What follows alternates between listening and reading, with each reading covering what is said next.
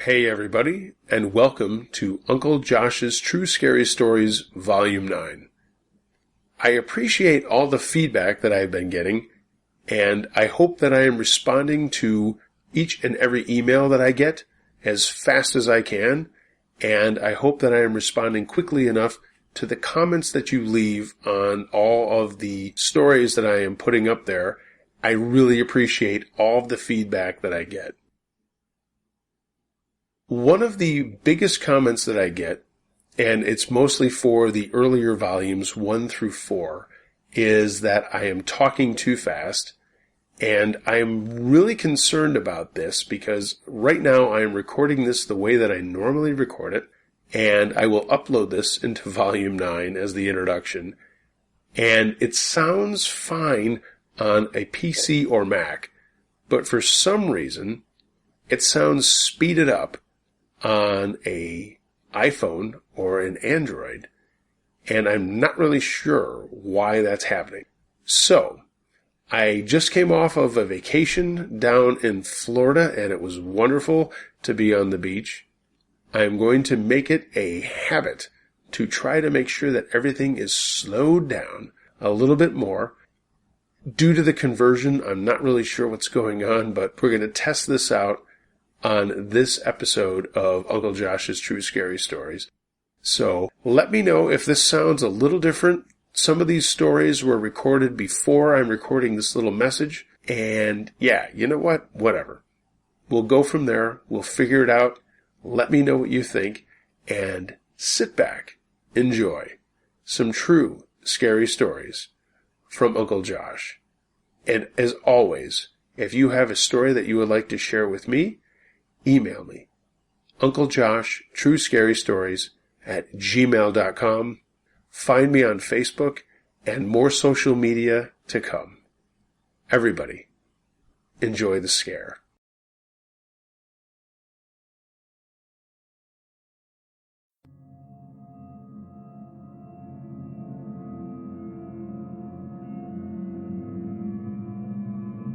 The stories you are about to hear are true. Some names and locations have been changed at the author's discretion. Welcome to Uncle Josh's True Scary Stories.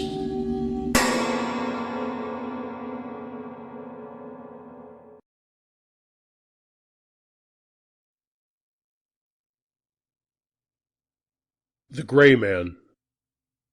This is a true story, and only the second time that I've ever felt that I've experienced something truly unexplainable. In 1975, I was living in Myrtle Beach, South Carolina, and I went out one night with a group of friends.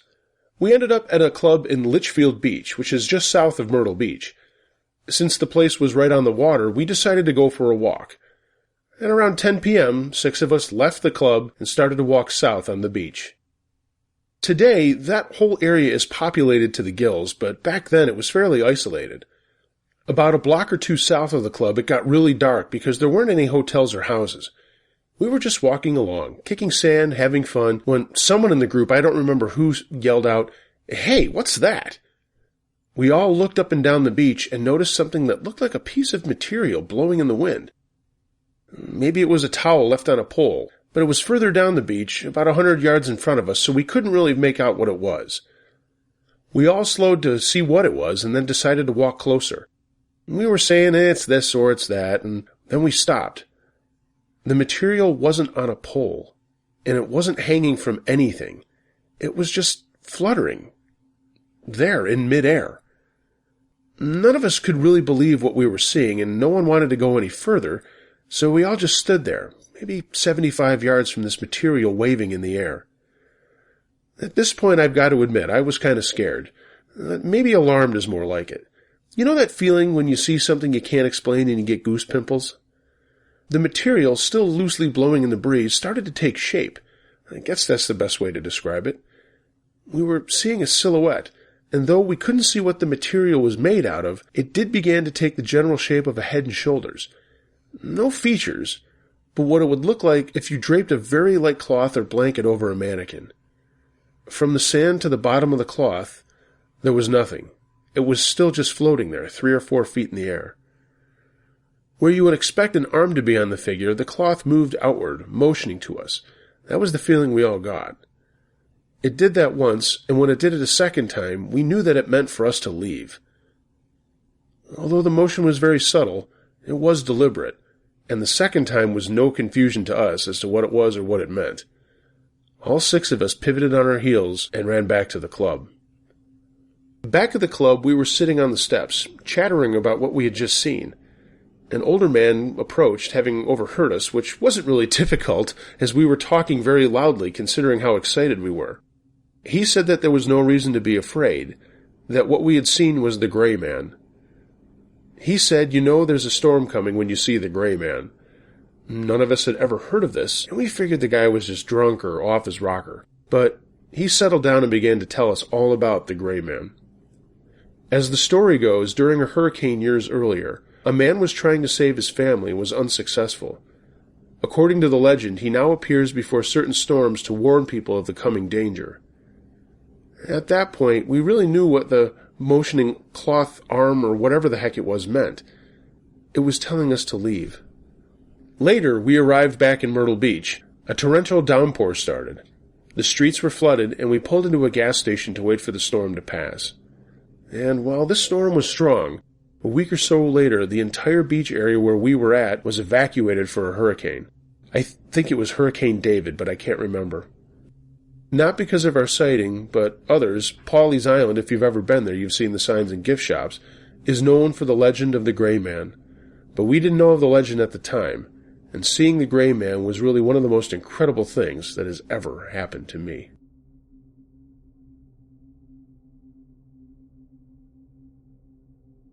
An almost killer dream. I was on a college trip in Hungary, and one night I had been out drinking in one of the local bars with some friends. When I got back to my hotel room, I fell asleep instantly. And that's when this happened. I've had some fairly realistic dreams in my time, but nothing quite like this. That's if you can really call this a dream. My vision came into focus, and I felt the urge to get water from the bathroom sink. It was dark, a lot darker than the hotel room had been when I went to sleep. Everything was sort of desaturated, like the color wasn't vivid or all the way there. As I made my way to the bathroom, I sort of became more aware of my surroundings. Aware that everything was the way it should be, but still kind of off at the same time, like being inside a movie about yourself. I started to hear noises, muffled at first, and then came the whispering. I moved towards the door and checked out through the peephole. This was not the same place. This was not the same hotel. A sepia-colored light stretched across the hall. As terrified as I was, I have no idea what possessed me to open that door. It was like I was running on autopilot. I made my way down the corridor, which seemed endless, until something floated near my field of vision. It was a deep red envelope addressed to me. With my arms outstretched, I tried to walk forward and grab at it, but it floated away and led me further and further down the corridor. It stopped suddenly in an archway, long enough for me to grab it and open it.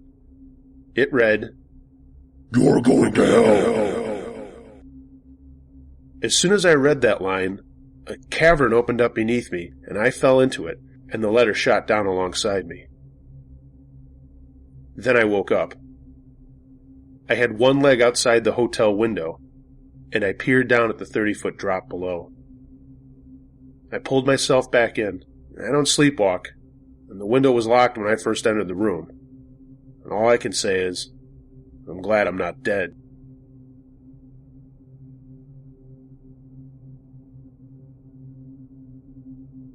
A Phantom Street. About 25 years ago, I was living in England with friends in a small town called Oxted, in the county of Surrey. It was way out in the country, just southeast of London. One night after I had just arrived from the States, I decided to take a walk about the town to learn its streets a little better. None of my friends wanted to go along, so I set out alone. It was a nice night, humid but breezy, with just enough chill to make a sweater comfortable. The moon was half full and glowing dully in the moist air, and only a few stars were visible. I had been walking for over half an hour and was considering turning back home where there was warmth and good English beer waiting when I decided to take one last detour. I walked up a short hill on a street called East Hill. Strangely enough, the street running perpendicular to East Hill into which East Hill terminated was also called East Hill. There's no explaining the decisions of our English cousins sometimes. Perhaps it was easier than finding a new name. If this is confusing, you can see what I mean on Google Maps. In any case, I walked up East Hill and turned right. After walking about a quarter mile down this other part of East Hill, having seen no other intersections and just driveways leading off the street, I decided to call it a night. The air was getting chillier and rather uncomfortable. I turned and headed back for the intersection with the other part of East Hill to get back home. Instead, I came to an intersection that I did not entirely recognize, but as this was a colloquial little town with its own oddities, I thought maybe I just must have missed it somehow as I strolled past earlier.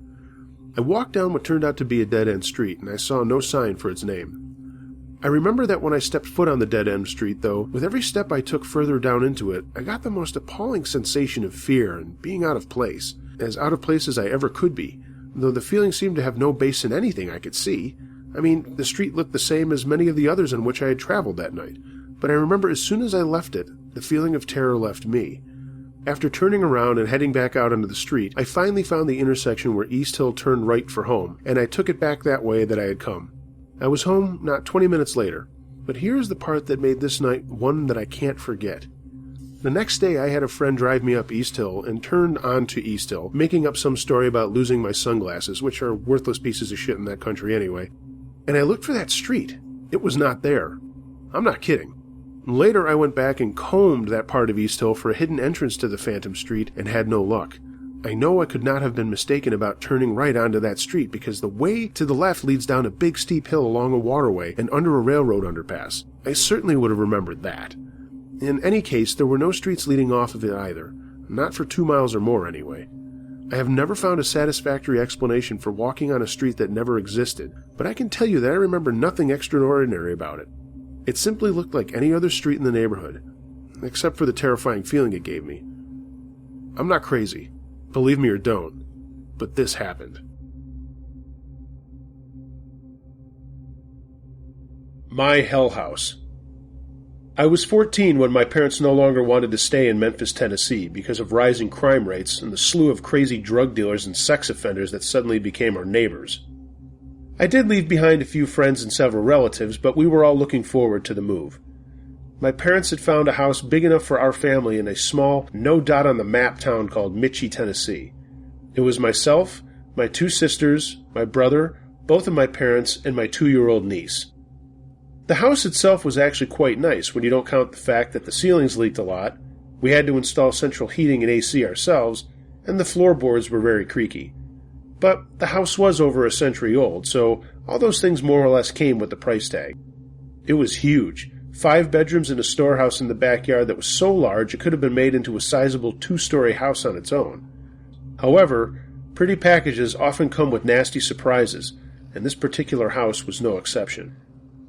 Everyone moved into their respective rooms. My brother Randall, parents, my twin sister Riley were downstairs. My oldest sister Mandy and her daughter Alice took the room across from mine upstairs. Neither one of us stayed up there for long. I remember the first night clearly. The only thing in my room was a mattress, an old TV, a VCR, and a box of VHS tapes. Of course, the house was pretty creepy to begin with at night, but I chalked it up to me just being in new surroundings. Nothing else strange or anything like that. Boy, was I wrong. I spent most of the night watching old movies, but eventually decided to go to sleep and turn the VCR off, but I left the TV on for light. I don't like not being able to see anything if I'm in a place that isn't familiar. Things started out okay, and I was almost asleep when I heard it. A dry, nails-on chalkboard scraping sound against the back wall. For a short time I just decided it was the wind, but then there was tapping.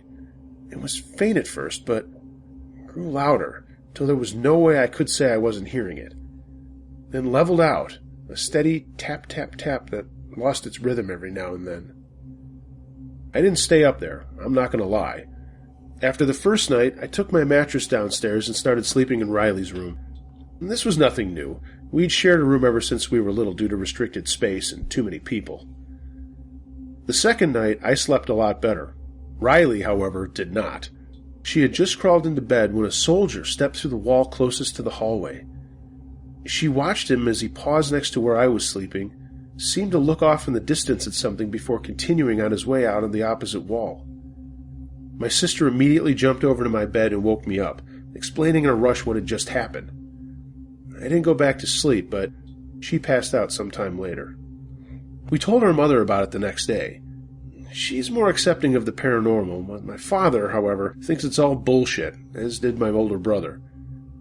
She didn't seem too worried about it, but looked up different pictures of soldiers to see if my sister could point out what type it was.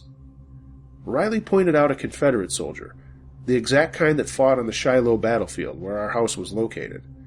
There were 2 other soldier incidents, but I'll get to those later. These 2 incidents were the first to take place, and there were so many others. Among regular occurrences, there were doors opening and closing, footsteps, strange smells and noises, and electronics going haywire, even working after being unplugged.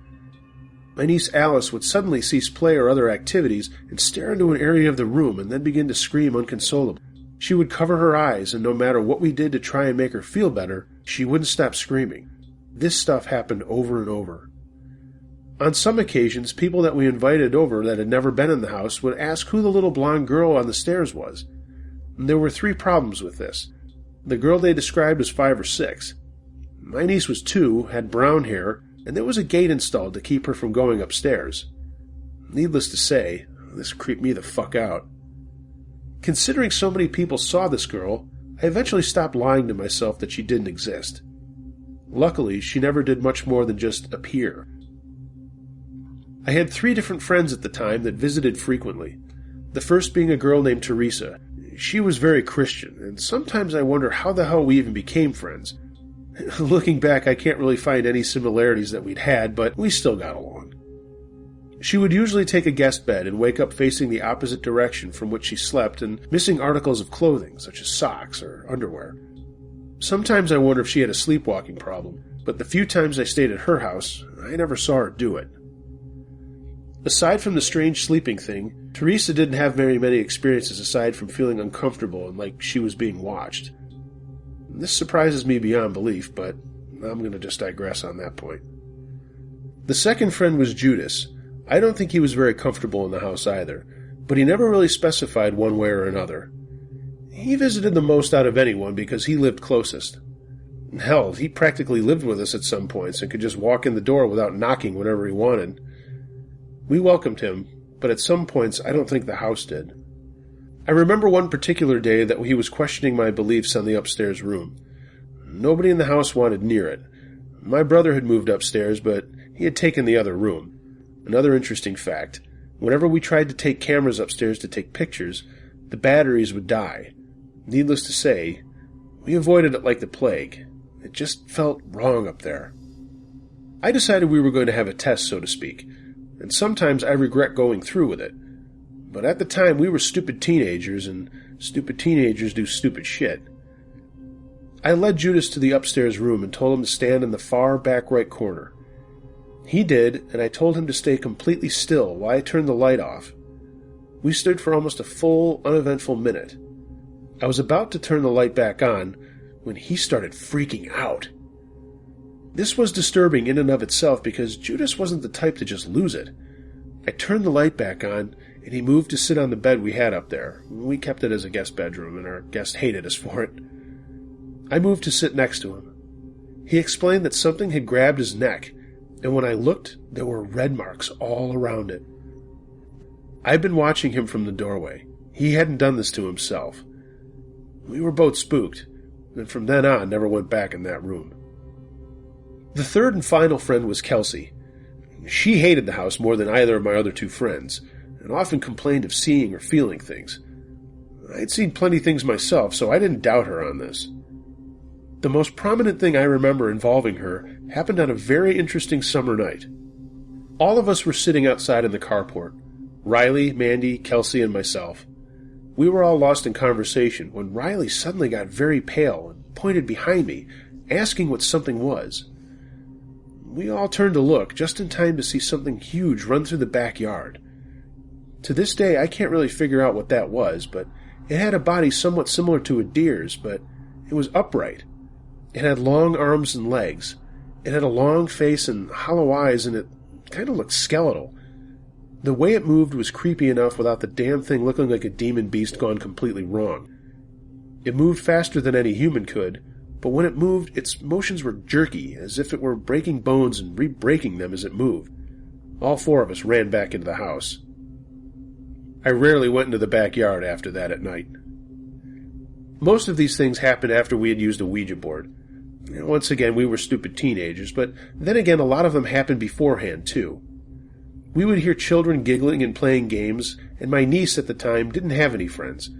We would all see children or other such figures sitting or playing around in the house, and after a while it stopped getting to us. We would also hear people calling our names, and things in the house would move or fly across the room while we were watching it happen. After a year or two, my brother moved out. For a guy who didn't believe into the paranormal, he said there were voices in the attic next to his room telling him to leave, and he was listening to him. My older sister also eventually left. My parents had custody of my niece, so she stayed with us and moved into my parents' room. I moved into the room next to Riley's and gained the unpleasant experience of feeling things grabbing and pulling at my feet every night. One night, my niece's father, or rather the man who we thought was her father at the time, was visiting and was sitting in the living room. He suddenly yelled, and when my father and I went to investigate, he said there had been a man dressed in gray and red standing in the corner of the living room. Another Confederate soldier. He said the man had left through the front door, but when I ran out, I didn't see anything. I don't think he ever came back to visit after that, and, I really can't blame him. The last soldier incident I mentioned happened away from the house. My mom, her sister, and her sister's 3-year-old grandson were headed home from a shopping trip when my aunt's grandson suddenly pointed and asked who the man on the side of the road was. My aunt never did believe in ghosts and insisted our house was fine, but when she asked what man, the little boy described a man dressed in gray and red, and he looked like an army man. This had been right before they had gotten home, so still very close to the house. My next-door neighbors at the time hadn't been spared strange happenings either. They were Judas's aunt and her husband and boyfriend, I can't remember if they were married, and her 3 daughters. They would find strange objects in the house that didn't belong to them, and one of the little girls claimed to have seen heads floating in the hallway. Frankly, after all the weird shit I've seen in my house, I don't doubt it. There were so many other strange things that happened in that house, but they all seem very insignificant compared to the big things. Now that we've moved out, I haven't had many strange experiences. Only a few, and again, only small things. Things that will never amount to the stuff that I went through in that house. Crazy Cab Drive from Hell by Cloudcrafter. One summer, a friend and I took a trip to the U.S. We were both Irish guys in our early 20s with little money, taking Greyhounds and Amtrak from city to city. Since I was the more organized of the two, I looked after booking tickets and reservations. And when it came to hitting Chicago, I thought I'd struck gold by finding a room at the Hilton at a ridiculously affordable price. It seemed like a major upgrade on the lovable dumps we'd been staying in. But as soon as we got off the 20-hour train journey from New Orleans, I realized I'd made a terrible mistake. The hotel was in Addison, Illinois, not the Chicago neighborhood of Addison. That's where we were planning to stay. It was a blip on a map that, at the time, consisted of little more than a road sign, a petrol station, a White Castle, and our hotel, almost exclusively used by business execs. Luckily, the hotel offered a discount taxi service through a cab company they were affiliated with and sent someone out to pick us up. This is where things took a turn. The guy shows up, pops the trunk, and just as we were putting our bags in, there was a roar from behind. "Hey! You can't take that cab! He has out-of-town plates! That's against the law!" A burly cabbie was enraged by the fact that our driver had picked us up right in front of a queue of cabs awaiting customers. I got about 2 words into my explanation when our driver lunged for the guy screaming, "You fucking N-word! I'll kill you! I have my iron pipe right here and I swear to God I will beat you to death!" Looking back, this is where we should have brought things to a halt. But the truth is, we didn't have enough money for a normal cab ride to somewhere so far out of town. So, being 2 awkward Irish guys, we just got in the car, gazed in the opposite direction, and hoped the matter would resolve itself. I'm not proud of that. After jumping back in the car, still cursing, the driver gunned it down the wrong side of the street at rush hour, evidently making up for lost time, while venting road rage in the direction of any honking horns. It smelled like he had been drinking, but bailing out genuinely seemed like a terrible idea. At some point between claiming that he should have been a race car driver and calling us pussies for wearing seatbelts, he told us the story of how he recently beat the shit out of a customer who didn't tip him enough. In my head, I tried to play this off as just a slightly unnerving, if not terribly effective way of ensuring a handsome bonus. But the sight of my friend nervously counting a handful of sweat-soaked $1 bills gave me a sinking feeling. While I looked after booking the reservations, he was responsible for things like taxi fares. Between us, we had just enough cash to cover the fare, before tip. This is where the implications escalated from vague threat to certain danger. The driver kept offering to show us his pipe, the same one he'd used to take care of the bad tipper. Despite our polite objections, he actually took the pipe out from under the seat, turning around to wave it at us with a maniac laugh while the car sped on. I couldn't tell which was scarier, the feeling that we were about to crash any minute, or the looming confrontation when we would inevitably shortchange him. We were going so fast that the force of the wind coming through the open window took my breath away, intensifying the feeling of shock. Definitely the most distressing journey I have ever been on. Miraculously, the speeding had shaved valuable dollars off the total, leaving just enough for the fare and a small tip. We had been saved by the very excess that had terrified us. I jumped out the moment we stopped, searching for help just in case things kicked off. But the driver seemed satisfied, gave us his card, and said to call him any time. He would be glad to drink whiskey and get into some fights with us. No thanks. Once we got to the safety of our hotel room, we just sat there shaking, shell-shocked, trying to absorb what the fuck had just happened.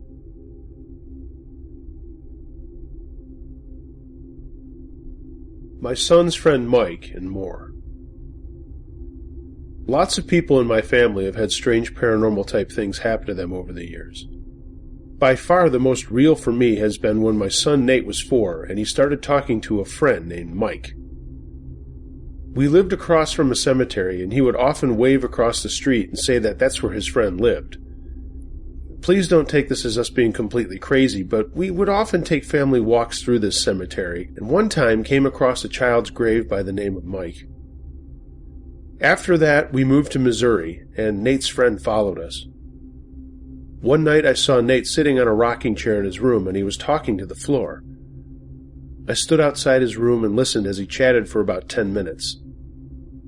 I finally walked in and asked what he was doing, and he said he was talking to his friend Mike. I asked if his friend was dead, and he said no, but his mom and dad were. I guess they had died in a bus accident. I just said, oh, okay. And later that night, Nate did something that he got in trouble for, and then he blamed it on Mike. They both got a timeout, laughing out loud.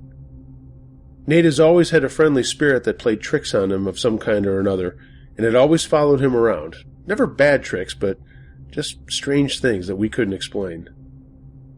Another crazy thing that often happened was I would see a shadow or a spirit of some kind.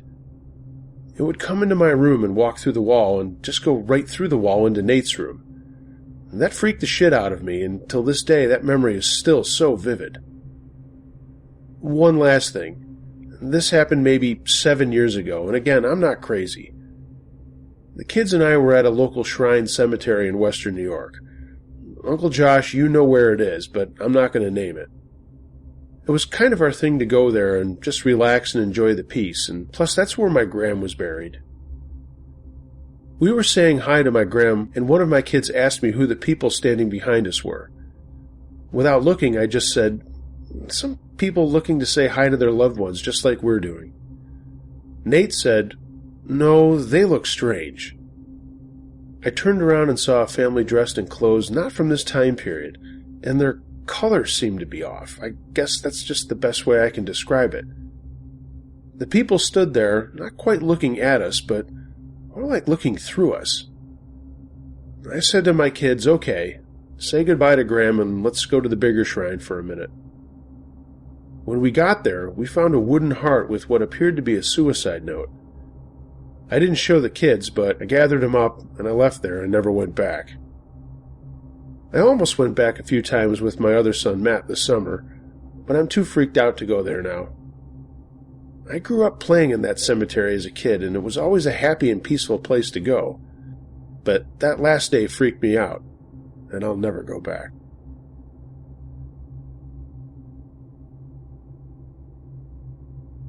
The Gargoyle. One night when I was 14, I had the scariest experience of my life. I had just finished up a fun movie night with my friend, and it was time for me to head home. My house was only 4 blocks away, so I usually just walked home. We had different locks on my front and back door, so I had to walk around into my backyard as I only had the key for that door. My parents always left the light on for me, so the yard was well lit when I came home late. As I got into the backyard, I closed the gate behind me, and all of a sudden I heard some snickering. I looked around, but I had no idea where it was coming from, so I kind of just stood there for a minute and listened. I heard it again and realized that it wasn't coming from the yard, it was coming from above me. I walked out into the yard a little bit and turned and looked up at the roof. Something was crouching there, and I can only describe it as a gargoyle. We didn't have anything like that on the roof, so I was confused and just stood there for a bit staring at it. After about 20 seconds, its eyes started to light up and they glowed red. It started snickering and laughing at me.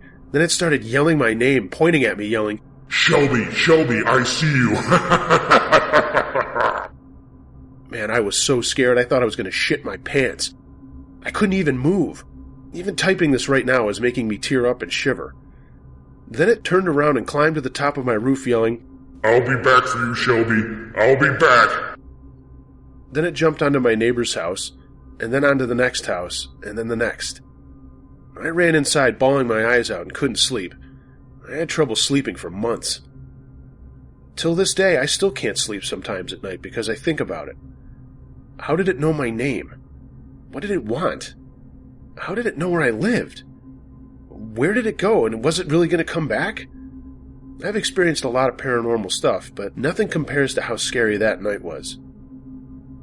If anyone can tell me what the hell this thing was, I'd appreciate it. What does that thing want with me?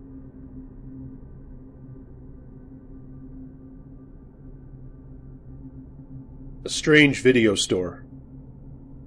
Back in 2001, my father rented an old video store, and in its place built his own business. This building is somewhat old, but no older than the 1980s. It wasn't used for anything but a video store until recently when we got it. It is somewhat small. Upon entry, you see to your right a small room. In front of you, a counter, a hallway of shelves, and a small room in back, which is our office. To the left is a wide open space with another small room in the back and a bathroom/storage room built in the middle. There is also a storage room outside. When we first moved in, I thought it was nice. It was big and roomy, but my feelings changed upon entering the bathroom. The bathroom is really 2 rooms joined. Like I said, a small room with a big shelf on the wall for storage, and the bathroom is across from that. On that first day I entered the bathroom. It was completely dark, and I'm not afraid of the dark, by the way. I suddenly got this bad feeling. It was a mix of emotions. I felt sad and hurt, and afraid and angry all at the same time. The hairs stood up on my neck and arms, and I somehow felt like I was full of static, which I've heard is sometimes a sign of spirit activity. I flipped on the lights, and some of the feelings left. I just had this feeling that there was something evil in that room. There was this heavy, dark feeling looming back there. Every time I turned around or looked somewhere else, I expected to see something or somebody staring at me. I ran out of the bathroom immediately. It's been 6 weeks, and the dark feeling has grown less oppressive, but it's still there. I fear going in with the lights off. I think I may have an explanation for the feelings, though. The room has a lock, and there was a special key for it. Now, I have never heard of porn flicks giving off bad energy, but we also had a feeling that some of the videos may not have been, commercially bought, or possibly made at someone's home and given to him to rent. In the bathroom, there are words carved into the walls, too. From what I can see, some of the words are in Latin, and the word auxilium is carved in above the light switch, which I found out translates to help. There have been other strange occurrences, too. The front doors are heavy, I mean very heavy glass doors. You have to push very hard to get through them. Well, I heard one slam and looked up to see it open a little more, and then slam again. The bells over the door rang twice. I jumped up from the chair in the office and went to the front of the store, looking to see who would come in. Sometimes kids came in and would get away before you saw them. Then I thought maybe it was the wind, but the weight of these things makes that nearly impossible. I poked my head out of the door and noticed there were no cars anywhere near the building, no people, and then I noticed there was no wind. Another time, a coworker was with me when we both heard something heavy crash to the floor. We work with heavy stuff, and we had a bunch of boxes laying around. We thought a box had toppled from a shelf or a stack, but nothing. There was nothing on the floor, and nothing was out of place. Seemingly, nothing back there made that noise. And then I thought maybe something crashed in the bathroom or the storage room, both of which share a wall next to where the sound occurred. They were completely empty, too. We still hear things fall, and we never find anything. I want to take our infrared video camera up there and film a bit and see what is there. I haven't gotten the chance yet, but I have this strange feeling like it's dangerous to be in there alone. I sometimes feel a tightening in my chest. Energy changes there. I can't explain it just does. I will admit that we work with objects that attract and sometimes create a lot of energy, heat, and static changes and charges, but this is just a different kind of static and energy. It doesn't feel the same. It just feels different, and it scares me.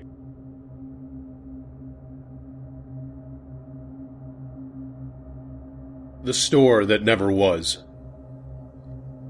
In the winter of 1971, I lived in Erie, Pennsylvania, where I shared a basement apartment off East 38th Street with a constantly changing assortment of factory workers, freaks, musicians, and professional couch surfers.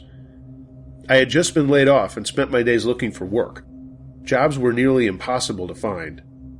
I had no car and didn't even know anyone with a phone. My routine consisted of getting up around 6 a.m., buying a newspaper, and walking downtown to Dominic's or the Boston store to read the Times News classifieds and use the payphone to call any ad that looked promising. This particular morning, I chose Dominic's. It was warm, the waitresses were friendly, and the coffee refills kept coming without complaint or comment. As usual, there was nothing at all in the paper except for the typical straight commission fire alarm sales come-ons that I had already learned to avoid. I decided to walk up Cherry Street to 26th and apply at some of the foundries and small factories along the way. It was bitter cold, and the wind found my face even if I turned my back to it. One shop took my application and said to check back in a couple of months when they might be hiring. Another told me not to bother applying at all. There were no openings, and none were contemplated. I continued my trudge up the hill, smoking my last Marlboro as I walked. On my right, around Brown Avenue, which for some reason everybody called Brown's Avenue, there was a field of dried grass gone to seed, and in the center of the field was a small store. It was the commercial version of the typical Erie working-class house. Small, wooden-framed, and covered with those grim gray asphalt shingles. A few wooden steps led up to the roof doorway over which hung a faded metal Coca-Cola sign. I walked over, climbed the steps, and entered with the intention of buying another pack of smokes. Inside was nothing remarkable at all. Just a few aisles of canned goods, bread, cereal, and so on. There was a small open area near the counter with 2 kitchen chairs facing a big wire spool turned on end for a table. We had one like it back at the apartment that we jokingly referred to as early hippie. The guy behind the counter was tall and lean, around 60, with some snow-white hair. The kind of look people often described as youthful. He wore one of those off-the-shelf Dickies work uniforms that came in several work-related colors, and this one happened to be steel gray. I handed him some change and bought my smokes. When I turned to leave, I spotted one thing that was a little unusual. A big red metal Coca-Cola cooler. I was not a big soda fan, but even then, Coke and glass returnable bottles was becoming a rarity, and I was starting to miss it. Canned or plastic bottled Coke never tasted as good. I opened the cooler expecting to find cans, but it was filled with shaved ice and those awesome little 6-ounce glass bottles of Coke. I fished another dime out of my pocket, grabbed a bottle, and sat down at the early hippie wire spool table to enjoy it. "You looking for work?" the guy asked me with a smile. In retrospect, he acted and looked a lot like Leslie Nielsen. "Yeah, I am, and there's not much to be found," I replied. "Well, I expect things to pick up around March or April, so don't give up. It'll get better." I thanked him, finished my Coke, and got up to leave. "You finished that Coke awful fast," he said. "Grab another to take with you." On the house. Feeling about 200% better about Erie, the world, and life itself, I fished another Coke out of the cooler, thanked him, and left. In the short time since I entered the store, the temperature outside had soared into the balmy 20s, and the wind had calmed considerably. I finished the Coke before I had reached the sidewalk and chucked the empty into the tall weeds. It was about that time that I put everything together and got an overwhelming sense of, that did not just happen. Except for that field, that part of town was packed solid with closely spaced houses and businesses. We had lots of corner stores in Erie, but they were on corners, beside sidewalks which ran along streets. This store was literally in the middle of a field, and stranger still, it had no driveway or parking lot. And the store clerk didn't seem so much like a store clerk. I got the impression from his age and demeanor that he owned the place, but there was still something off about him, like he was just playing a part. He seemed like just too nice of a guy to exist. Sitting there and drinking that Coke, I experienced a sense of peace and well-being that was entirely out of character for me and for the times. What I probably thought of then as good vibes, but good vibes didn't begin to describe what I felt. The whole thing just seemed wrong. Wrong in a very serene and joyous sense, but wrong nonetheless, and I knew it. I resisted the urge to turn back and pick up the bottle or even look over my shoulder at the store I knew damn well would not be there. Instead, I focused on Cherry Street, now just a few feet away, and I didn't even look down at the weeds I was wading through to get there. As I walked up Cherry Street, I took out my pack of Marlboros and examined it. It was an ordinary Marlboro hardpack with the ordinary green Pennsylvania tax stamp on the bottom. None of the cigarettes in it got me high, emitted a genie, or for that matter were any better or worse for me than any other cigarette I had smoked before. But I saved the empty pack for a year or so at least before losing it or inadvertently throwing it out. I left Erie a few months later. Things never really did get better there, and it was over 20 years before I would mention the incident to anyone. In the late 70s, I got married and moved back there. My wife and I lived there for 6 years, and I never once told her about the store. We had been living in Erie for 2 or 3 years before I actually parked my car along 12th Street one Saturday afternoon while she was at work, and I retraced my steps of that long-ago winter morning. There was no store, and there was no field. Cherry Street near Brown Avenue was mostly residential, and always had been. Unexplained events in the apartments. This happened to me when I was about 9 or 12 years old. I can't really remember now. It's been a long time. I lived in this shitty apartment in my hometown in Long Island, New York. I used to live with my 2 brothers and my parents, of course. It was a one-room apartment, and back then we had a lot of money problems, and that's all we could afford. My parents had a bed in the living room, and in the bedroom there was a full-sized bed where my older brother John slept, and there was a wooden bunk bed I shared with my little brother Eric. Things were fine for months until one night everything changed. It was around summertime, and we were all going to bed. I lay in my bunk, which faced toward my oldest brother's bed. As I started to close my eyes, John's bed started to shake like crazy. All of a sudden I wasn't sleepy anymore. I was scared as shit and sat up in shock. My heart pounded wildly, and Eric woke up too. John jumped out of the bed, and the bed was still going nuts, as if something was under it and just trying to get out. He tried to stop it by grabbing it, but when he did, he said it felt like something was pulling him under. John jumped back, and I got up and told him that I was going to check under the bed. He screamed out, saying, "Are you fucking crazy?" He put his hands on the bed again, and I saw something slither onto the bed from underneath. My parents heard all the noise and quickly came into the room, but as soon as they opened the door, everything stopped completely. Most people we tell this story to usually don't believe us, but it's true. I don't like to lie about things like this. A couple years later, at a new apartment, I remember some weird shit that happened on a Saturday. I distinctly remember it was Saturday because there was a show on that my mother loved on Saturdays. My aunt had come to live with us, so, again, it was a bigger place, but it was still pretty crowded. The 3 of us were in the living room, and my mother was doing my hair, and she was talking to my aunt. She then remembered that her show was on, so she told me to turn on the TV in her bedroom and to turn it up loud. I got up, and being the teenager that I was, asked her why she couldn't just do it herself. She got mad, so I shut up and did what she asked, and then I went down the hallway to her room to turn on the TV.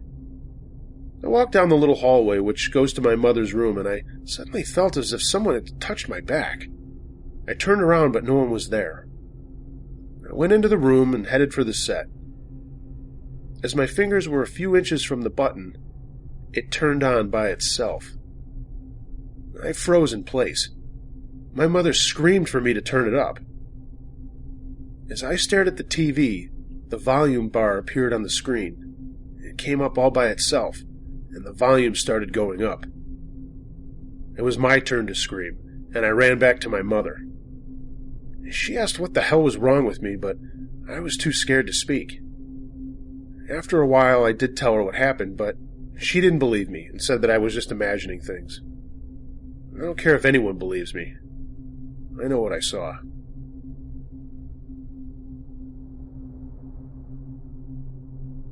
The Office Crazy. This might be a little long because this has been going on for about 4 years now. I'll try to keep it as concise as possible, and I'm sorry if it's confusing, but it's all coming from memory. It started the summer of 2012. I had gone back home from law school and had a summer internship.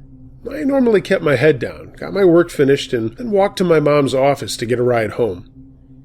I knew a few people at work, mostly old-timers with permanent positions at the office, and the few that were my age knew me from high school. My office sat right in front of a communal office supplies cabinet that people would often grab file tabs, binders, pens, and that sort of stuff from. One guy, I'm going to call him Neil, would very frequently need supplies. So much so that I would often notice him looking through that said supply cabinet multiple times a day. I just brushed it off, ignoring that something is off vibe that people often get. One day, he approached me and introduced himself and asked if I wanted to grab dinner with him. I was hesitant, set my boundaries clear that under no circumstances would I ever date a coworker, because, let's be real, that stuff can get pretty messy, and if we were to grab dinner, it'd be casual with other people from the office. He agreed and assured me that he had no intention of crossing that line, and said he respected that I wanted to keep my dealings with my workmates professional. Comforted, I agreed, and went out with him and other people we worked with for dinner. The next week, he again asked if I wanted to grab dinner and maybe a movie with just him alone. I felt uneasy, probably should have just listened to that instinct, but I again reiterated that I didn't date coworkers, but I would grab a bite to eat after work, and no movie, but again, there would have to be other work friends there. Again, he agreed. He said he understood, and that was that. After we finished dinner and I was about to head back to my mom's car, he stopped me and told me that he loved me, and then tried to kiss me. I'm not sure if more alarm bells could have gone off in my head at that point, but I pushed him away and told him that not only did I want to make my boundaries more clear, he needed to respect them. I then went through the neighboring hospital, so it was in a public place and I wasn't alone, and I found my mom's car in the parking ramp. She was there, and we went home. The next day, I went to work as usual when Neil hightailed it into my office, shut the door behind him, and began yelling at me for declining his advances. Pretty much just going nuts. Since my boss is also a family friend, I didn't really know what to do, and I didn't want to start causing drama in the office. I calmly told Neil that if he didn't lower his voice and leave, I'd call the head of security and have him escorted out. The threat seemed to work as Neil then left without a word. I went about my day and then turned my phone back on as I was about to head to my mom's car. It was then that I started hearing chime after chime coming from my bag. Texts from Neil began pouring in from literally almost every 5 to 10 minutes throughout the entire day. I had no idea what to do.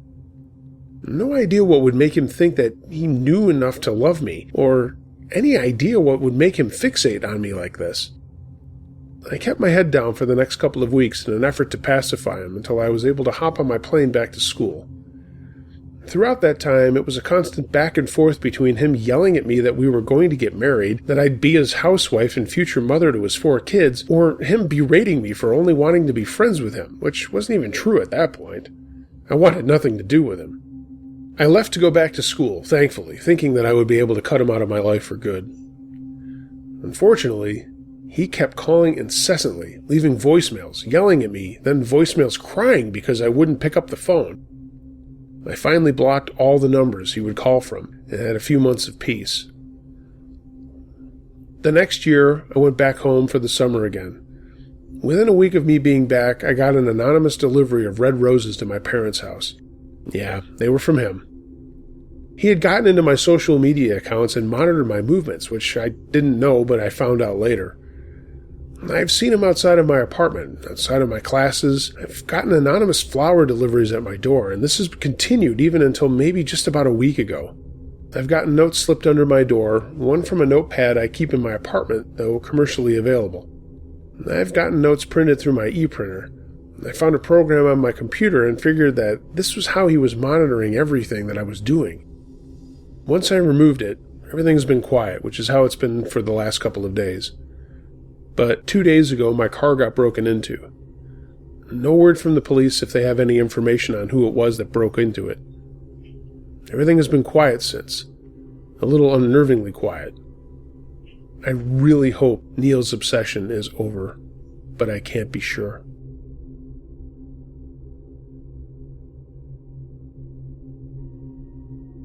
The Man Outside. This is my cousin's story, but I don't think she would mind me telling it. It always stayed with me because of how terrified I would have felt if it had happened to me. Back in the early 90s, my cousin and her family lived on 7 acres of land in the Texas Hill Country. Back in those days, it wasn't as touristy as it is now, and getting from one place to another took on average 45 minutes to an hour to get from town to town or a regular grocery store, which meant that they were all used to driving far to each place, and there not being many people around. There were not too many neighbors in the boonies where they lived, but they were aware of people living around their property down the road.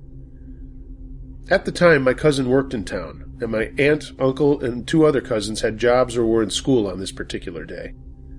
My cousin Sandy was very tall and attractive, with your typical lifeguard beach babe figure. She was tanned, dark-haired, with a huge perm. I'm not sure if she was lifeguarding at that time, but she got off work pretty early in the day and headed home by herself. They lived in 2 trailer homes on the property, with the main one having a huge bay window in the kitchen that had the windows open for a breeze since they lived on a hill and were able to keep it cool that way. The second trailer home door was lined up to one of the doors on the first trailer home in the back, so they were both connected to each other, if that makes sense. The one with the bay window being in the front and the second smaller home connected to the back. There was also a huge deck porch in front of the front door and one window that my uncle had fantastically got the idea of tinting, so there was no curtain or blind next to the door. In other words, you could see outside, but they couldn't see in. So Sandy gets home and is walking around doing stuff when someone knocks on the front door. She didn't hear a car pull up and wasn't sure who it could be, but she was alone, so she peeked out the tinted window and saw a man standing there by himself. She had seen the man walking down the road on her way home, but didn't think anything of it since they had neighbors somewhere further out and figured he was one of them. He keeps knocking and she remains silent. Then he whispers something that chills my bones. I know you're in there. I saw you come home. She grabs the cordless phone and hides in the hallway. At this time, she can hear him leave the porch and start walking around the trailer homes. She can hear him saying, I know you're in there. Open the door. She heard him moving around the houses outside and continuously knocking on different parts of the house. She went into her parents' closet and called the cops and hid there. Mind you, they are miles from town. No one is around. My cousin is completely alone, and these are the days before cell phones. I don't know how she managed not to have a panic attack or faint hiding in the little closet, because I know I would have. I'm not sure how long the cops took to get there, but they did and were able to get the guy. He apparently did live in the area in some ghetto shack, according to my cousin, and when they busted him, he had some drugs on him. As this is happening, my biker uncle gets home back from work, and the officers tell him what went on. They put the guy on the porch, and my cousin identified him as the guy who was knocking through the tinted window. As the cops put him in the car, they left the door open and told my uncle to go ahead and say whatever he needs to say, because I think everybody knows that the guy probably wanted to do something pretty awful to my cousin. Cops turned their backs, and I don't know if my uncle hit the guy or threatened to kill him if he ever came back out, but that guy never did. Side note, my cousin's Rottweiler got shot and killed a little while before all this happened, and my cousin was convinced that he was the one that did it for some reason. I don't know how she got through that, because like I said, I don't think I could have.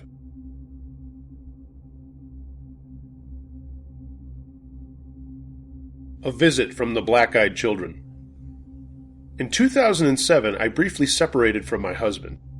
He had serious drug issues, and I got tired of the stress and lying. A friend of mine was moving to Wisconsin, and he offered to help me get out of Florida. I had 3 teenage kids who were also ready to start a new life, so I took him up on his offer. I had a small car and signed it over to my husband because I couldn't get it to Green Bay. We left in mid-August and arrived in Green Bay about 17 hours later. My friend had rented a home for us, and we settled in. It was in a perfect neighborhood, and we couldn't have been happier. One day in September, my kids went to a park that was at the end of the street. I was home alone, just enjoying my new life. I had the front door open, and the storm door closed and locked. Then there was a knock at the door. As I turned from the kitchen and took a step toward the door, the strongest feeling of doom overcame me. I was filled with terror. I stopped for a moment in my tracks. Another knock from the door, and I found myself suddenly standing in front of it. Standing at the door were two boys, maybe 12 or 13 years old. The terror inside me was so strong that I wanted to vomit. I was shaking when I began to speak, but one of the boys spoke first. "Please, miss, can you let us in? We need to use your phone." The fear was palpable, but I answered, "Don't you guys have a phone?" They both turned to each other, not saying a word.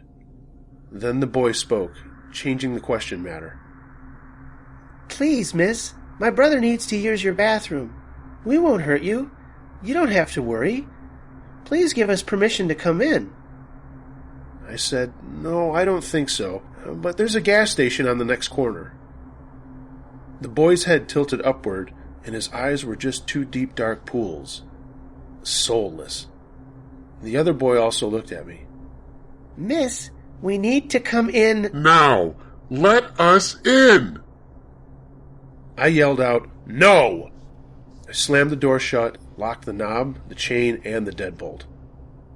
I was shaking like I had been in a very cold room. I looked out the peephole, and they were still there, both looking at the door. The one boy kept saying, "Please let us in. We're cold." How the fuck could they be cold? It was 80 degrees outside. I yelled through the door, "Go away! I'm going to call the police!" I looked out and they stood there, and only stepped off the stairs when my boys came walking up the sidewalk. I watched as the boys got to the end of the walkway and turned in the opposite direction of which my boys were coming. My kids ran up to the door and were surprised to find it locked. I carefully unlocked it and hurried them in and then locked it behind them.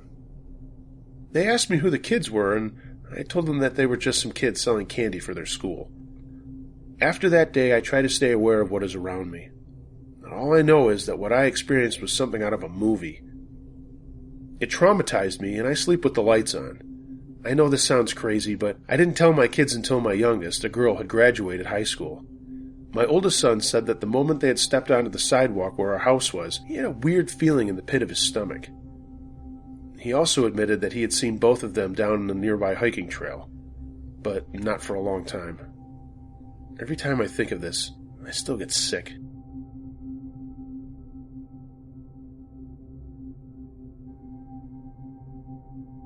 The child ghost in our house. I am a 22-year-old woman now, and the following incident happened when I was 17 years old. I live in Kerala, India, with my family consisting of my dad, mom, and younger brother. We moved to this house when I was 15, and everything was normal, but 2 years later, things changed. I usually go to sleep very late at night, spending time reading books or listening to music. One night after listening to some music, I became sleepy and removed my headphones. I clearly remember checking the time, and it was around 3 a.m. I was just lying down trying to sleep, and that's when I heard a sound. Concentrating further, I was able to figure out that it was a weeping sound, and probably from a little child, and it was coming from the next room. I immediately checked the other two rooms for my parents and brother, and they were all sound asleep. We all keep our doors open at night. It's a family thing. I was really confused and went to the dining room, from where the sound was heard louder. I asked out, "Who's there?" And suddenly the weeping was heard from the living room. I followed the sound into the living room and repeated the same question, but now the sound started coming from my room. I became really confused and went to my room. As soon as I entered it, the weeping sound stopped abruptly. Before this, I had never experienced any paranormal activity, though I strongly believe in it. My grandmother's told me plenty of her paranormal experiences as I was growing up. I decided to let it go and just get some sleep. I closed my door and climbed into my bed, and that's when I heard a hard knock on my door. At the same time, there was a thud on my window. By this time, I was scared and got under the covers, and finally drifted off to sleep. When I woke up in the morning, I felt really stupid and tried to dismiss the whole thing as my imagination. When I told my mom about it, she asked me to lock my door at night and to just try to go to sleep earlier. I thought it was all over, but from that day on, I felt a presence with me in my room every night. It never tried to communicate with me or scare me, but I could always feel it with me, just being there, right before I went to sleep. This stopped the following year when I entered college and moved to a hostel. I never felt the presence around me, not even when I came back to the house to spend vacations. After a year or two, however, I got a frantic phone call from my mother about her experience she had the previous night. That night, she was just getting ready to go to bed and was tossing and turning, unable to sleep, when she heard weeping from a little child. She got really afraid because she knew that nobody in the house was awake, and she listened carefully without making any noise or getting out of the bed. As she listened, the weeping got louder, and she realized that whatever it was coming towards her room. She was terrified and searched for the light switch. The sounds got closer, and at the moment she was able to switch on the light, the sounds abruptly stopped. She got out of bed and locked the door.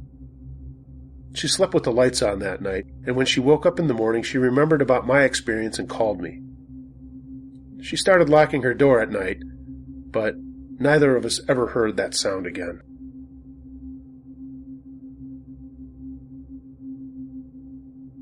Lucy's letters.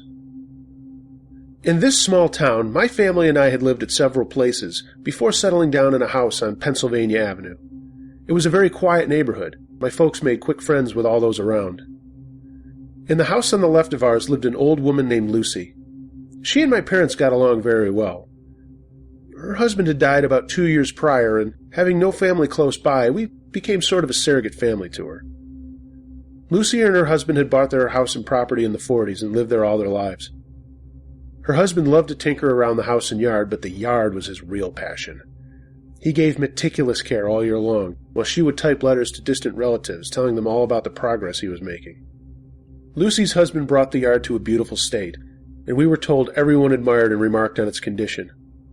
When he died, Lucy thought it befitting to spread his ashes in the backyard, the place he loved so well and where he had spent countless hours.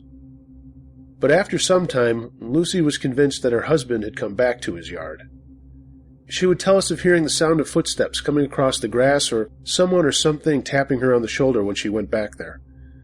She would try to avoid that area, stating simply, "It just spooks me." Over the next several years were lonely times for Lucy. We often had her at our house for family functions, but it didn't quite make up for losing a loved one. She spent the majority of her time typing letters on an old typewriter to her family and friends. During the spring and summer months when we had our windows open, we would always hear her busily typing away. When Lucy died, the house remained vacant for a long time. Before the new owners were to take over, my father did some repair work inside. He often said he heard footsteps on the old hardwood floors, but we all knew something was happening when we heard the unmistakable striking of typewriter keys. Lucy had come back to type her ghostly letters. I guess you could say that neither Lucy nor her husband were going to give up the things they loved the most, including one another.